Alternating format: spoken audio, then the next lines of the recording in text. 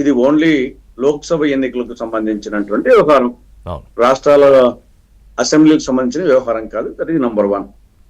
Overall గా మనము survey ప్రకారంగా పోవాల్సిందే, మన ఒపీనియన్ కాదు కాబట్టి. అవును, as per the survey statistics ప్రకారం వి విల్ డిస్కస్ అండి. అదే దాని ప్రకారంగా అయితే ఎన్డీఏ బలపడింది, బీజేపీ కూడా సింగిల్ గా బలపడింది, ఇండియా కూటమి బలహీనపడింది, కాంగ్రెస్ బలహీనపడింది. ప్రాంతీయ పార్టీలు ఉన్న చోట ప్రాంతీయ పార్టీ బలంగా ఉన్నాయి, అక్కడ బీజేపీ పెద్ద ప్రభావం చూపలేకపోతుంది. తర్వాత బీజేపీ సొంతంగా అధికారంలోకి వచ్చే పరిస్థితి ఉంది. తర్వాత మోడీ వేవ్ కొనసాగుతా ఉంది. తర్వాత వెస్ట్ బెంగాల్లో మమతా వేవ్ కొనసాగుతా ఉంది, తమిళనాడులో స్టాలిన్ వేవ్ కొనసాగుతా ఉంది, కేరళలో యూడిఎఫ్ వేవ్ వచ్చింది. ఇది ఓవరాల్ గా మనం వచ్చేసి చూస్తే ఇంకా మిగతా కొన్ని ఐటమ్స్ సింప్లిఫై చేశారు అంతే.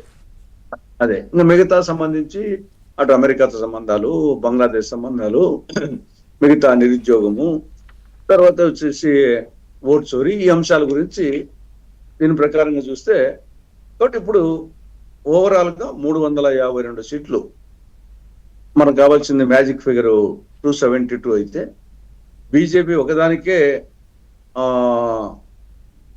ఓన్ గానే 287 సీట్లు. కాబట్టి బీజేపీ ఒక్కటే మ్యాజిక్ ఫిగర్ దాటి 272 దాటి 15 సీట్లు ఎక్కువ రావచ్చు అనేది ఉంది. తర్వాత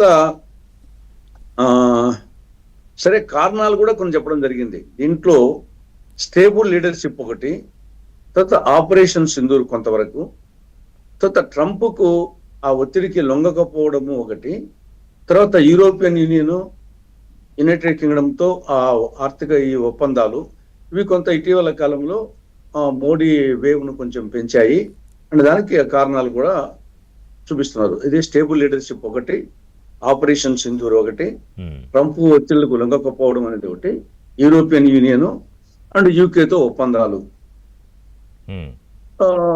దీని తర్వాత వచ్చేసి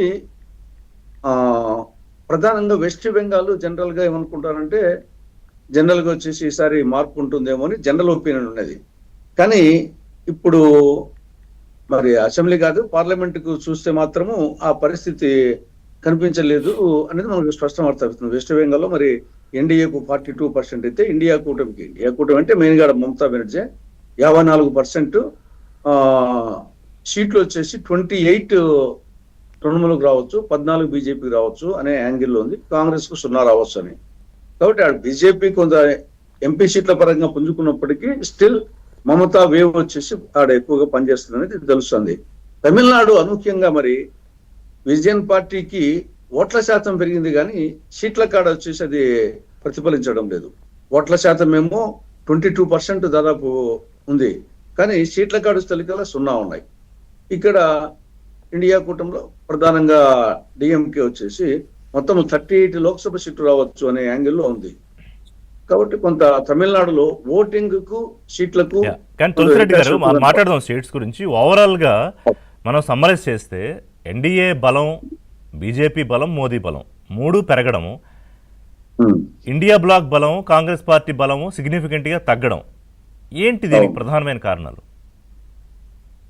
అదే చెప్తే కదా మోడీ వేవ్ పెరిగేదానికి కారణము వారి ఇచ్చిన ప్రకారమే. ఒకటి స్టేబుల్ లీడర్షిప్ ఒకటి, రెండవది ఆపరేషన్ సింధూరు, మూడవది ట్రంప్ ఒత్తిళ్లకు లొంగకపోవడము, తర్వాత యూరోపియన్ యూనియన్ యూకేతో ఒప్పందాలు డీల్స్.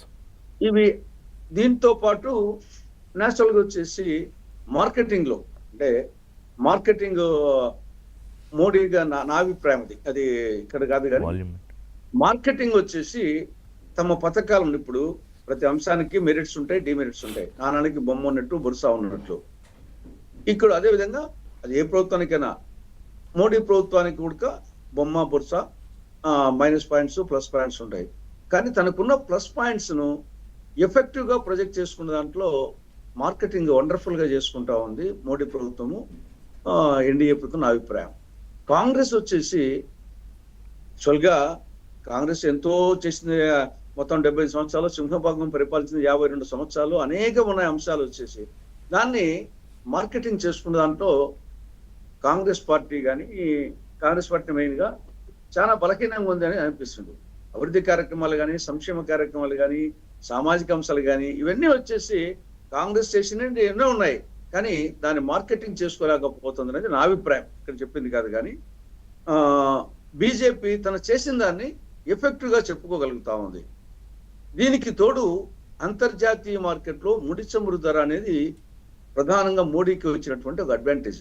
ఎంత అంతర్జాతీయ ఆఫ్సెట్స్ ఉన్నా కానీ ముడి చమురు ధర గతంలో మన్మోహన్ సింగ్ ఉన్నప్పుడు $140 per బ్యారెల్ ఉంటే ఇప్పుడు ఒకానొక సమయంలో $32 నుంచి $60-70 ఆ మధ్యలో ఉంది. కాబట్టి ఒక మెయిన్ అడ్వాంటేజ్ మోడీ కంటిన్యూస్ గా ఈ 11 సంవత్సరాలు ఆయనకు ప్రధానమైన అడ్వాంటేజ్ వచ్చేసి అంతర్జాతీయ మార్కెట్లో ముడి చమురు ధరలు తగ్గడం అనేది ప్రధానమైన అడ్వాంటేజ్ మోడీ ప్రభుత్వానికి.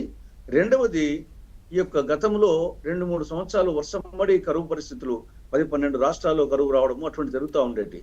ఈ 11 సంవత్సరాల్లో అది కూడా పెద్దగా అక్కడక్కడ కరువులు ఉండొచ్చు, కానీ దేశంలో విశాల ప్రాంతంలో కంటిన్యూస్ గా కరువులు వచ్చిన సందర్భం లేదు. బట్ ఓకే, వీటితో పాటుగా కాంగ్రెస్ పార్టీ లీడర్షిప్ లో ఉన్న సంక్షోభం, మోదీతోనూ బీజేపీతో ధీటుగా ఫైట్ ఇవ్వలేని ఒక చిన్న నిర్లిప్తత, అండ్ ఇండియా బ్లాక్లో కాంగ్రెస్ పార్టీ బలహీనపడడం, మరి ఈ 3 అంశాలు ఎందుకు మీరు ప్రస్తావించట్లేదు? నేను చెప్తాను, మార్కెటింగ్ లో చేసుకోలేకపోతుంటున్నాను. అదే కాంగ్రెస్ అంతేనా? అది ఓన్లీ మార్కెటింగ్ కి సంబంధించిన అంశమేనా? అంతే, దాని కింద అన్ని వస్తాయి కదా, దాని కింద అన్ని వస్తాయి. ఇప్పుడు మనం చేసింది చెప్పుకోలేకపోవడం కూడా అది వైఫల్యం కిందనే భావించాలి కదా. దాంట్లో బీజేపీ డెఫినెట్ గా అప్పర్ హ్యాండ్ లో ఉంది. ఓకే, ఇక్కడ తర్వాత ఇక్కడ